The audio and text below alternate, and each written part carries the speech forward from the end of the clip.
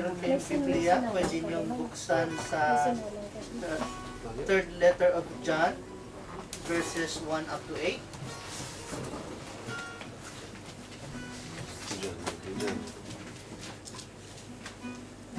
Okay? First John. 3 John 1 to 8. Nag-iisang chapter lang po yan.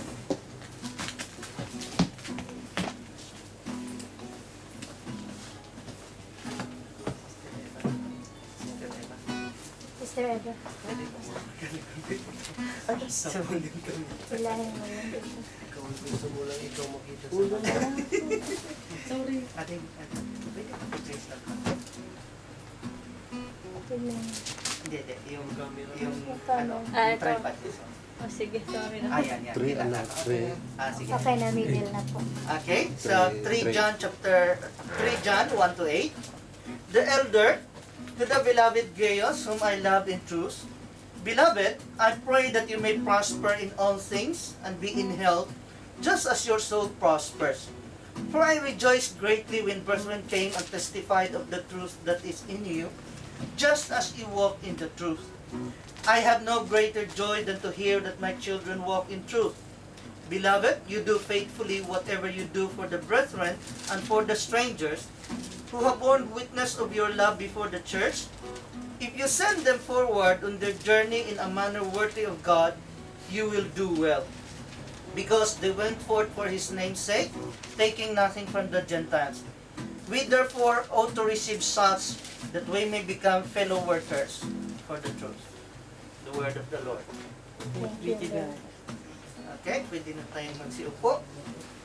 At minsan pa, isang pinagpalang gabi sa inyong lahat. Okay. Karamihan naman ata dito ay mga magulang na. Hindi ko masanong magulang. Tanong ko kay, may anak ka na, di ba? Bilang isang magulang, ano yung pinaka-greatest joy mo para sa mga anak mo? Yung parang, ano ba yun, yung ko sa kanila. Nagpapasaya, yung main. Kumbaga, ano yung pinaka-greatest joy mo para sa mga anak mo? Regarding sa anak mo? Ano yung lubos na nagpapasaya sa'yo patungkol sa anak mo? Yung sila, yung lagi yung masunurin sila, Pastor. Okay. Makes sense. Ano pa? Successful ang mga anak ko. Successful in the area of what? Of faith. For me, of faith. Okay. Sa area ng faith? Ano Sa pa? faith, tsaka yung sumusunod sa lahat ng Diyos. Maka-Diyos, oo. Kasi Okay. nag-church ng mga anak. Okay. So, tama yon kasi ang ating pong topic ay walking in the truth. At sabi po ni John kay Gaius, kasi si Gaius po ay kanyang son sa pananampalataya. Sabi niya, I have no greater joy than to hear my children walk in faith. Amen. Kaysa naman naging successful sila sa pag-aaral, naging successful sa trabaho, sa business, pero hindi nakakilala sa Diyos. I don't think ako bilang isang magulang, maging happy ako para sa mga anak ko. Nasusundan nyo? Okay? So, ang to walk kasi in this verse ay galing sa Greek word na salitang peripateo sa Strong's G4043. Ibig sabihin ng peripateo is to make one's way progress, to make due use of opportunities. Madali lang kasi sabihin, we walk in the truth, pero paano ba tayo nag-walk sa truth? So, gusto kong balikan ang root word nito sa Greek word na peripateo. Ibig sabihin is to make one's way, progress, or to make due use of opportunities. I-explain ko pa ito. Sa Hebrew word, ibig sabihin nito ay to live or to regulate one's life. Nasusundan niyo po ba? Kapag sinasabing tayo ay nag-walk in the truth, ang ating pong buhay ay regulated by the truth. Klaro ba? Example na lang. Sample na lang. Aware naman siguro kayo bilang may pakain or restaurant dito na hindi ganon kadali magtinda ng pagkain dito sa bansang ito kasi regulated by the law of UK ka. Hindi po pwede yung sistema sa Pilipinas ang dadalhin mo dito. Yan ay isang example lang ng regulated. So kapag tayo ay nagwo-walk sa truth, ang atin din pong buhay ay regulated by the truth. Susunod? Amen. Okay, isa pa is to conduct one's life. Kumbaga, ibig sabihin is, yung pamumuhay natin ay greatly affected or greatly influenced by the truth. Let's say, for example, ngayon dahil ay hindi pa gaanong malimig, influensyado yung ating pananamit sa weather. O ang sagwa ata, ang medyo ganito pa ang weather, full na yung jacket mo. Jacket mo pang winter na. So, kapag nagwo-walk by the truth tayo, influence tayo, yung ating conduct, ating pamumuhay ay greatly affected by the truth. Klaro? Okay, to pass one's life. Okay, so ang aim natin sa topic na ito is for us to be regulated by the truth, to progress in truth, hindi tayo nanatiling bonsai. Huwag naman sanang mayroon ditong bonsai. O hindi, pinag-usapan ha. Kulang na lang sabihin mo, Pastor, sabay tingin sa akin. Okay? And to make due use of opportunities. Kung may opportunities na mag-grow, mag-walk sa truth, sasamantalahin natin. Okay, so, tanong ko sa inyo, when could we say that we walk in the truth? Doon sa ating binasa, kailan natin masasabi that we are walking in the truth? By When the we Spirit. read the law. Medyo paki-explain ng konti. Follow mo ang Spirit. Words of God. Okay? Follow mo ang words of God. Very good. Ano pa? Doing His righteousness. Doing His righteousness. Pupunta tayo dyan mamaya. Ano pa? Rejoice. Doon sa binasa natin, ang dami. Rejoice. Greatly. Okay, umpisahan natin sa verse 1. Sabi ni John the Elder kay Gaius, kapag tayo po ay love in truth. Sabi niya, the elder to my beloved Gaius, okay, gusto kong basahin ulit kasi hindi ko na kinabit sa slide. Sabi niya, to the beloved Gaius whom I love in truth. Madali lang naman kasing sabihin sa ating kapwa na mahal natin sila, pero nasa katotohanan ba? Eh baka naman hanggang bukang bibig lang yun. Biglang. Di ba? Ganito na lang ang tanong. Kailan ba natin masabi na ang ating pagmamahal ay makatotohanan? By action. Action. By action? Okay, very good. Sabi ng... Hindi natin masabi. Masasabi din naman natin. Minsan may Kapag hindi mo siguro lubos na kilala, hindi natin masabi. Pero kapag the more mo nakilala ang isang tao, masasabi mo na ang kanyang pagmamahal ay totoo nga. Tingnan natin. So 1 John chapter 3 verse 18, my little children, let us not love in word or in tongue, but in deed and in truth. So nasa gawa, nasa action. Okay? Bakit niya kailan naman masabi na kapag nagmahal ka in deed and in truth? Sabi ng verse 16, sa 1 John 3:16, by this we know love because He laid down His life for us, and we also ought to lay down our lives for the brethren. So kapag ikaw daw ay natutong nag-alay ng buhay mo para sa iyong kapwa, lalo sa kapwa mananampalataya, ang pagmamahal mo ay hindi lang sa salita, kundi sinasabuhay mo sa pamamagitan ng gawa. Klaro ba? Dugtong pa niya, sa verse 17, but whoever has these world's goods and sees his brother in need, and shuts up his heart from him, how does the love of God abide in him?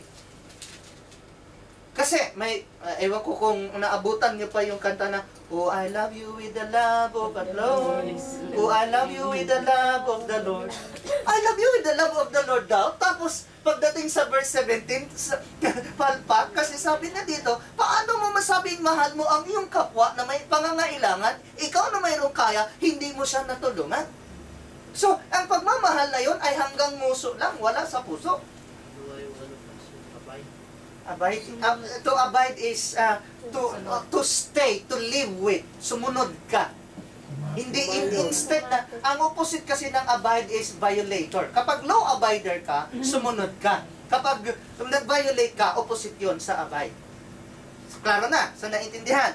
Okay, pangalawa, so if we love in truth, pangalawa, when we have a proportion growth or prosperity.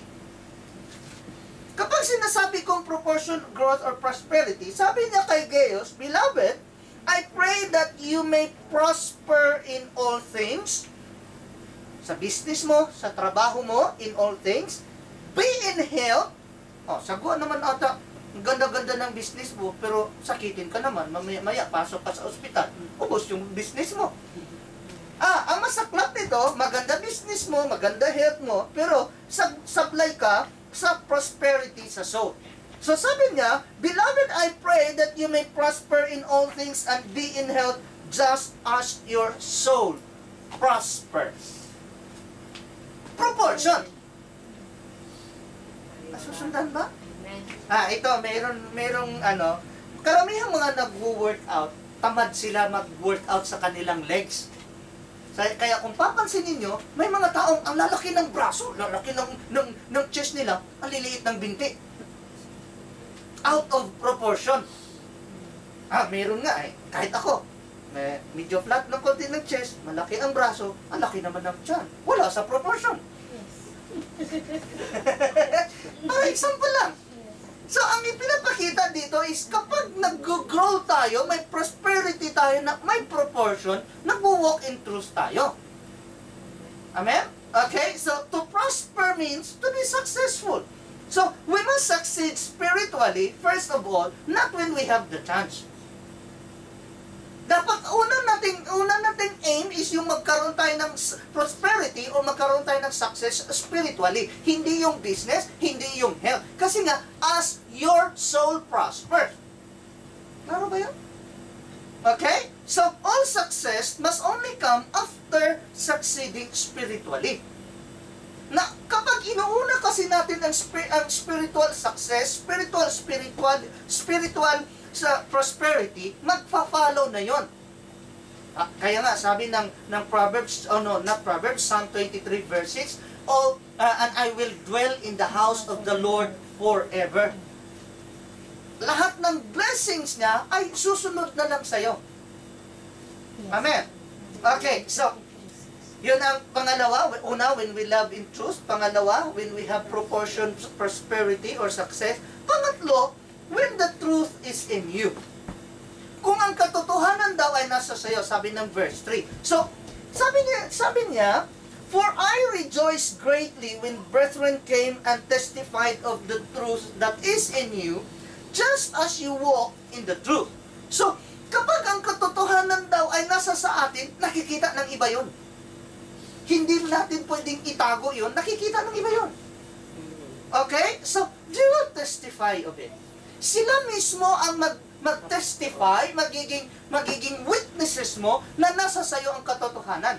Hindi yung ang dami-daming mga nangangaral sa TV ngayon o sa radyo na sila daw yung nakakaalam ng katotohanan, nasa kanila ang katotohanan, panay naman batikos ng kapwa Kristiyano.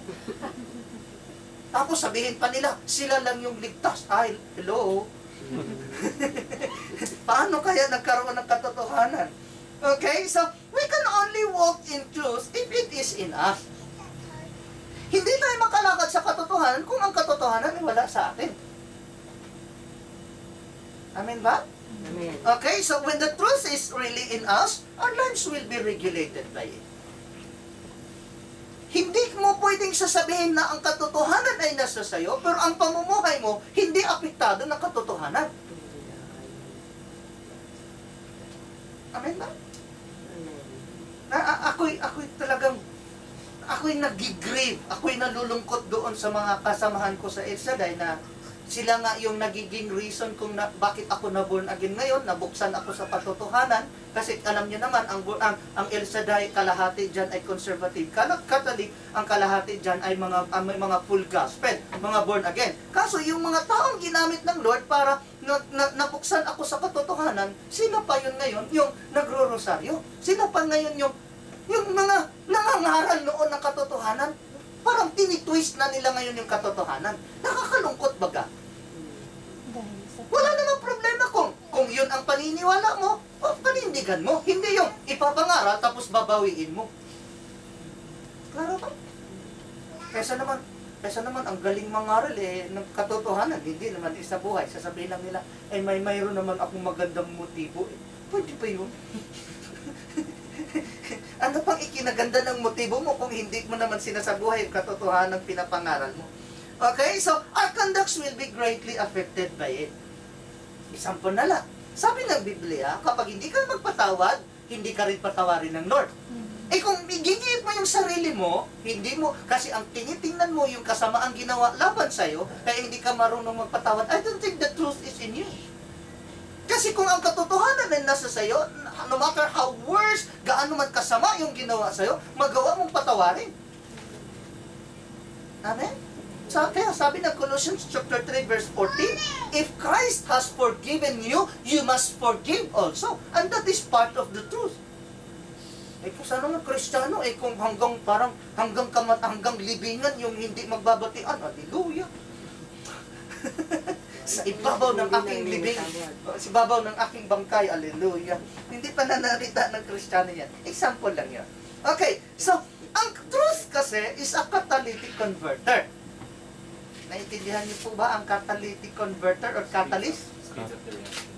Not speeds up the reaction. A catalyst produces an automatic change when it comes into contact. Example na lang. sudden change. Sudden change. Not sudden change, but Nag-a-adapt. automatic change. Let's say, for Nag-a-adapt example, siya. yung exhaust ng mga sasakyan dito, nilalagyan po yan ng catalytic converter. So, instead na magiging harmful yung usok sa environment, magkaroon ng change na hindi na nagiging harmful. O at least, nabawasan. Kukonvert. Iko-convert. So, let's say, for example, si Jesus kasi ay catalyst o ang kanyang salita ay catalytic converter. Si Saul na dating persecutor, nung na-meet niya si Jesus Christ, nagkaroon ng automatic change. Kaya nga, sabi ni Maurice Cerullo lagi, if you have Christ, your life will never be the same again. Kaya kung ang buhay mo hanggang ngayon ay ganun pa rin, hindi pa rin nagbabago, I don't think you are walking in the truth. Amen ba? Parang, ouch. Okay, so everything it has come in contact with it will create an automatic reaction or change. It is inevitable. Hindi mo po pwedeng sabihin na meet mo si Jesus Christ, tinanggap mo ang anointing ng Holy Spirit, tapos ang buhay mo hindi nagbabago. Pupunta na naman tayo dito doon sa mga taong laging nagsasabi, puspos kami ng Espiritu Santo, ang lakas ng anointing. Natutumba nga sila tuwing pinagpipray. Yung ugali, hindi matumba-tumba. So, when people do not produce evidence of a changed life, the truth has not come yet in their lives. Amin ba? Wala ko tinutukoy Bakit kasi? Sabi ng 2 Corinthians chapter 5 verse 17, therefore, if anyone is in Christ, he is a new creation. All things have passed away. Behold, all things have become new. So kung na kay Kristo ka na, isa ka ng bagong nilalang. Teka, mukhang tagilid tayo dyan Bakit kasi, instead na isang bagong nilalang na tayo, marami pa sa atin na nanatili pa rin sa dati nating buhay. Ganito na kasi ako Pakialam ko kung ganyan ka na. Sabi dito, kapag na kay Kristo ka na, bago ka na. Kung dati ka pa, ay wala ka pa kay Kristo. Does it make sense ba? Walang personalan. Okay, so when we love in truth, pangalawa, when we have a proportion of prosperity or success, pangatlo, when we have the truth in us, pang-apat, when we possess the greatest joy. Sabi nga ng verse 4, I have no greater joy than to hear that my children walk in truth. Okay, so if we violate the truth, joy will be gone. Instead, you will have sorrow. Si David, noong siya'y nagkasala kay Bathsheba, siya'y kumanta sa Lord na, "Take not thy Holy Spirit away from me, and take not the joy that is in me." Kasi una niyang naramdaman nung siya'y nagkasala, siya'y nalungkot, siya'y nanghinagpis, siya'y namighati. Eh, kung ikaw naman ay nagkasala at panay tawa mo pa, ay may problema ka. Diba? Kasi, okay, tuloy natin. To see our children and hear their walk in truth are different. Alin ang mataas? To see your children walk in truth or to hear that your children walk in truth? Which one is higher level? To hear. Ha? To hear. Sino ang nagsasabing to walk? To walk or to Ah, hear? to see. Or to, sino ang nagsasabing to see your children is higher level? Yan, to see. Sino ang nagsasabing to hear your children walk? Okay. Greater ang to hear. To hear. Kasi ang to see, baka naman nag-walk in truth lang sila kasi andyan ka. Nakikita ka eh. Ang you hear is wala ka doon, kaya hindi mo nakikita. Narinig mo na lang na in your absence, nag-walk sila in truth. Amen? Na kumbaga, kahit ilang taon ka na dito sa London, maririnig mo pa rin na sila'y nasa Pilipinas, pero lumalakad sa katotohanan. Amen? Okay, so hearing them walk in the truth is higher level. It is just like obedience in the absence of the parents. Mga anak naman kasi, madali lang sumunod kapag andyan yung magulang. Ang masaklap, kung andyan yung magulang, ayaw pa rin sumunod. Okay, so, panglima, when we are faithful to our brethren and strangers. Sabi ng verse 5. Sabi ng verse 5, basahin ko lang, "Beloved, you do faithfully whatever you do to the brethren and for strangers." Ang faithful para sa akin means full of faith. Tama ba ako? Kaya nga, faithful. Pinagdugtong yung dalawang root word, faith at saka full of faith. Kapag faithless, may faith ka. Bawas nga lang. Less eh. Less and faith. Ha? Less and faith. Less and faith. Ganon din sa careful, full of care ka. Kapag careless ka, may care ka. Less nga lang. Okay, so, acts of faith, since we only do for the sake of faith, believing we are doing it for Christ, whether rewarded or not. Yung ginagawa natin sa ating kapwa ba, na kung wala kang faith, hindi mo gagawin yon. May mga tao na, may mga acts of faith, or may mga bagay na ginagawa natin dahil Kristiyano tayo. Pero kung hindi sa pagiging believer, hindi natin gagawin yon. Amen ba? Okay? So, Hebrews chapter 6 verse 9, "But beloved, we are confident of better things concerning you." Yes, things that accompany salvation. So, maliban daw sa salvation, mayroong things that accompany salvation. Ano yon? Ha? Ano yung mga things that accompany salvation? Come on. Logic. Ha? Walk by faith. Hindi. Maliban sa ligtas ka, pasok ka sa paghahari ng Diyos, may eternal life ka, may things that accompany salvation. Ano tinutukoy niya doon? Reward. Tingnan natin. Though we speak in this manner, verse 10, "For God is not unjust to forget your work and labor of love which you have shown toward His name, in that you have ministered to the saints and do minister." So, yung things that accompany salvation ay mga reward dahil hindi unjust ang ating Diyos na limutin yung ginawa mo, lalo sa iyong kapwa mananampalataya.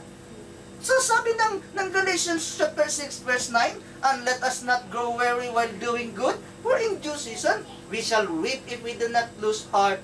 Therefore, as we have opportunity, let us do good to all, especially to those who are of the household of faith."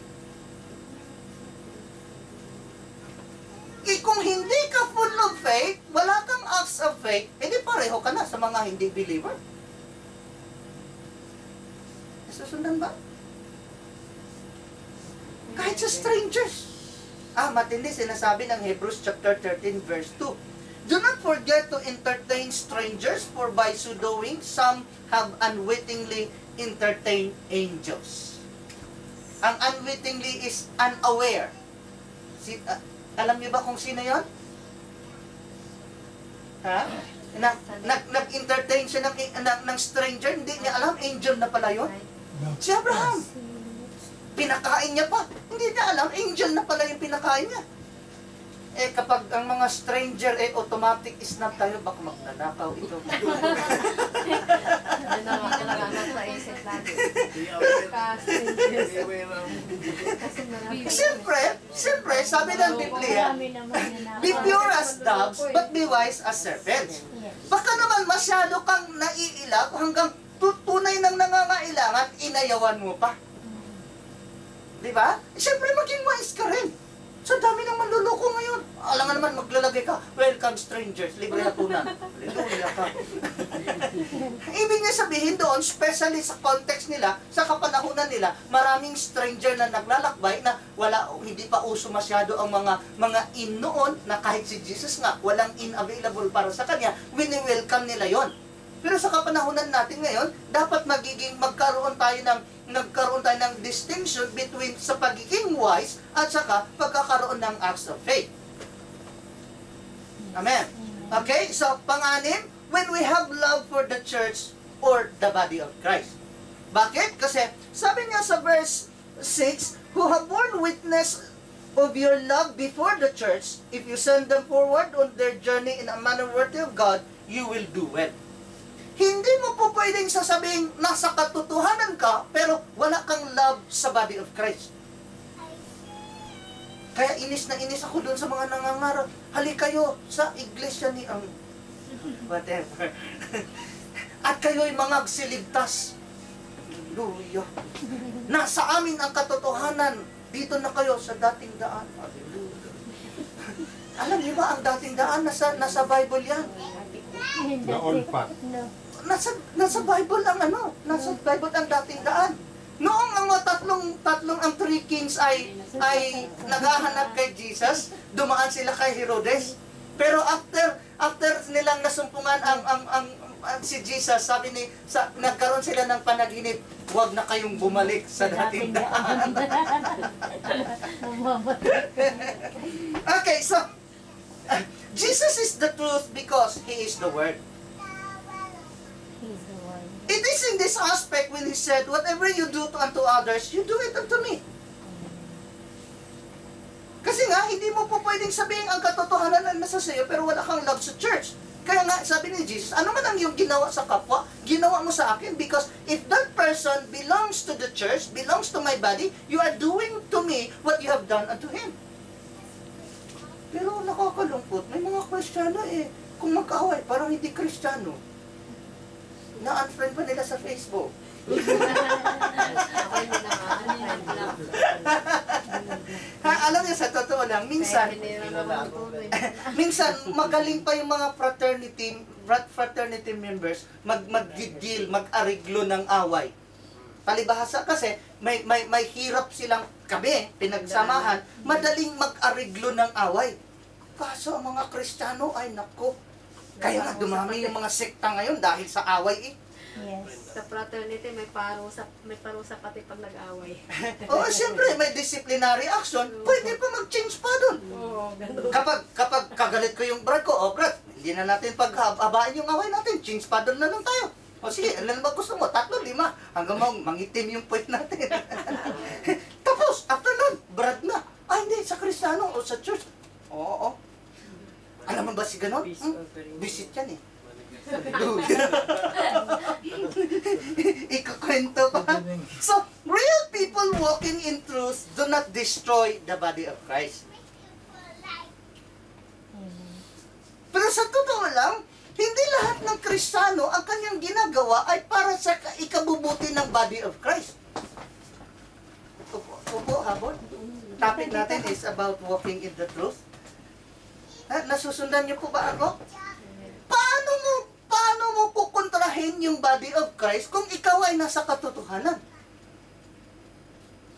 So, instead, okay, ito halimbawa na lang, yan talaga maraming nung nasa Davao kasi ako, nung nasa El Shaddai pa ako, nag-broadcast kami ng radio. Kaso lang, ang nasusundan ng El Shaddai noon, nauna yung Jesus Miracle Crusade. tapos yung dating daan, tapos susunod yung Kikibuloy, bago yung El Shaddai. Sila mismo nag-aaway. Tapos sabihin pa niya, sorry, hindi ko nabanggitin kung sino nagsabi, sasabihin pa nila, sisiraan nila ng El Shaddai na bakit may mga kahon daw, parang kabaong, yung treasure box ba? Bakit daw kung gawain ng Diyos yan, bakit nangunguliktan ng pera?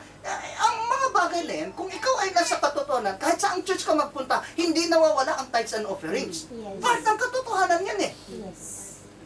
Amen? Instead kasi na i-build up, instead na magtulungan, nagsisiraan. Ay wala sa katotohanan eh. Okay? So, they do not propagate the weakness of others, especially the servants of God. So, kung ikaw ay nasa katotohanan, dahil ano man ang ginawa mo sa iyong kapwa, ginagawa mo sa Lord, lalo sa mga lingkod ng Diyos, hindi mo ikakala yung kanilang kahinaan. Amen ba? Hindi yung, uy, alam mo, si Pastor, may chismis yan eh. Okay? Maliban pa doon, hindi mo sinisiraan, we must send His servants on their journey forward in a manner worthy of God. Kasi nasa katotohanan ka eh. So, imbis na panghinaan yung mga servants ng Lord sa kanilang paghayo, sa kanilang journey sa paglalakbay, mag-go on forward sila kasi may mga taong nagbaback up sa kanilang ginagawa. Amen. Amen ba? Okay? If not, you're not doing well. Kasi sabi doon, okay, because they went forth for His name's sake.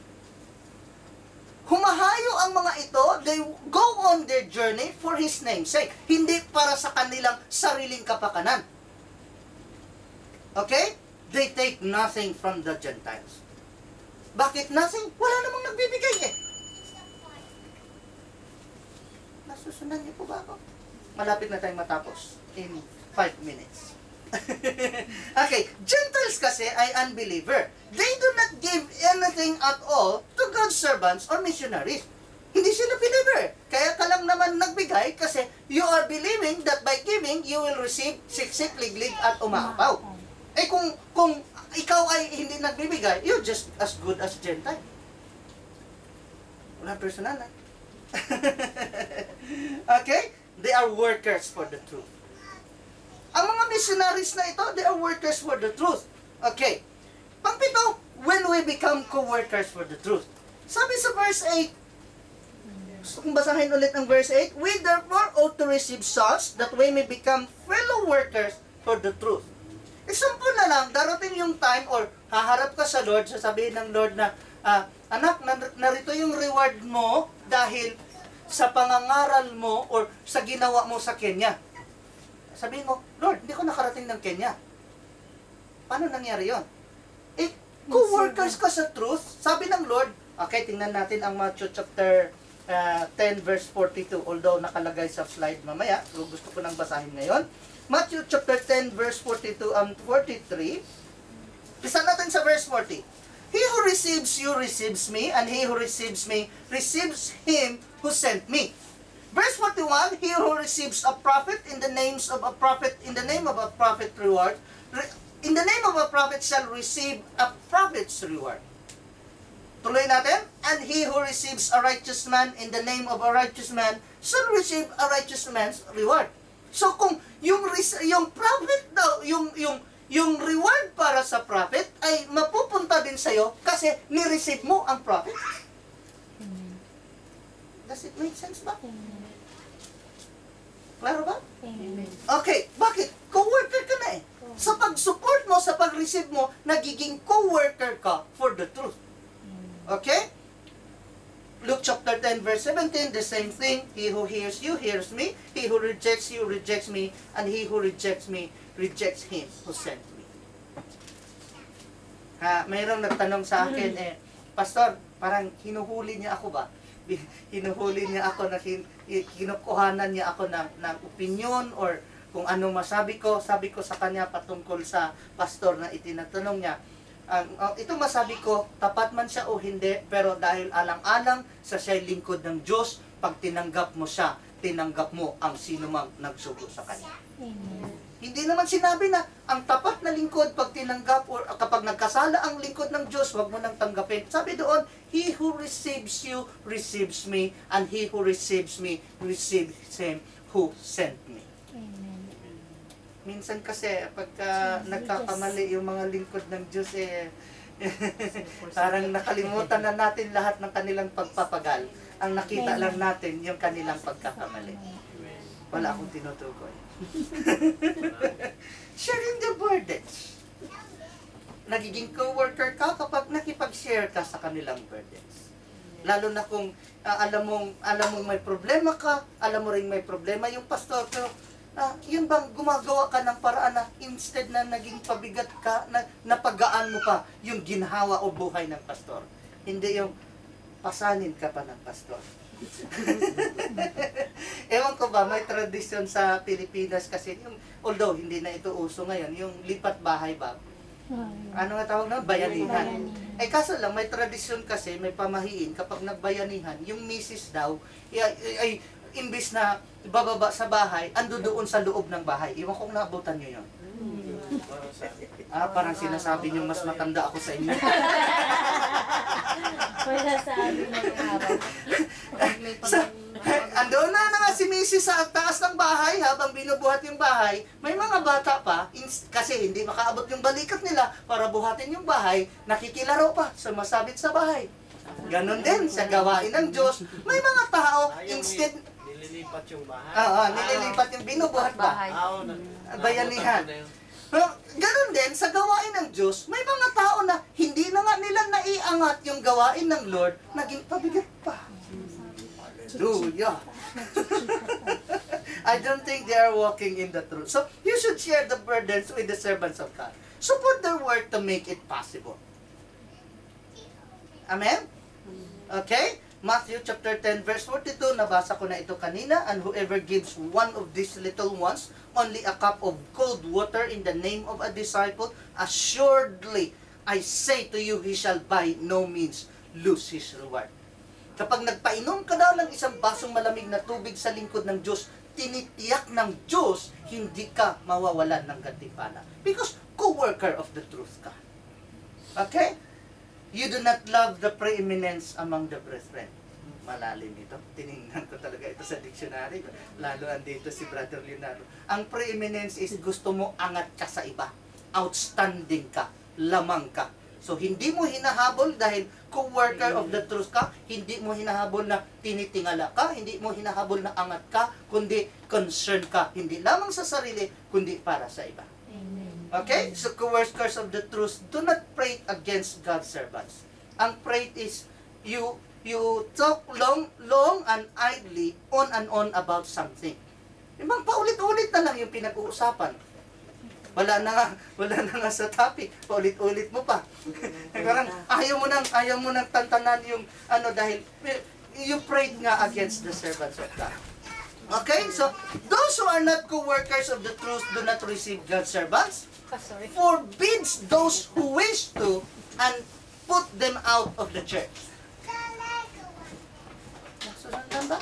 Hindi na nga nila tinatanggap, hindi na nga nila sinusuportahan, pinagbawalan pa. And put them out of the church pa. Di ba ganyan naman ginagawa ng mga Hudyo? Tinatanggal sila sa sinagog. Pinapalabas sila sa kanilang iglesia. Okay? Dahil wala na akong oras, pangwalo, when we do not imitate what is evil. Sabi ng verse 11. We walk in the truth when we do not imitate what is evil. So sabi ng Romans 16:19, everyone has heard about your obedience, so I rejoice because of you, but I want you to be wise about what is good and innocent about what is evil. No matter who is doing it, and no matter if it is acceptable in your society, if it is evil, do not imitate. Why? 1 Corinthians 11:1, imitate me as I imitate Christ. Okay? So when we imitate what is good, we are walking in the truth. So 1 Corinthians 11:1, follow my example as I follow the example of Christ. He who does good is of God. So kung hindi yung good yung ginagawa mo, hindi ka galing sa God, or you're not walking in the truth. Ang kasagwa naman ata, kilala kong Kristiyano, panay masama yung ginagawa mo. Oo. So, he who does evil has not seen God. Kagaya ni Paul, persecutor siya, nanatili siyang persecutor until he find or encounters God. So, at his encounter with the Lord, his life was never been the same. Anything good we do is our true testimony. Challenge. Sorry. Challenge. Ang topic natin ay walking in the truth. Kasama na nga po doon yung nag-love in truth ka, may proportions of prosperity ka, if the truth is in you, if you have the greatest joy, and so on and so forth. Then challenge, are you regulated by the truth? Yung bang gusto mong gawin ang isang bagay, kaso lang napipigilan ka ng katotohanan na nasa sayo? After hearing this sermon, can you say you are walking in the truth?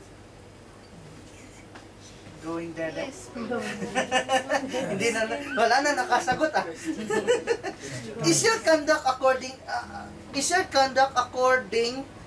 or is your conduct greatly influenced by the truth?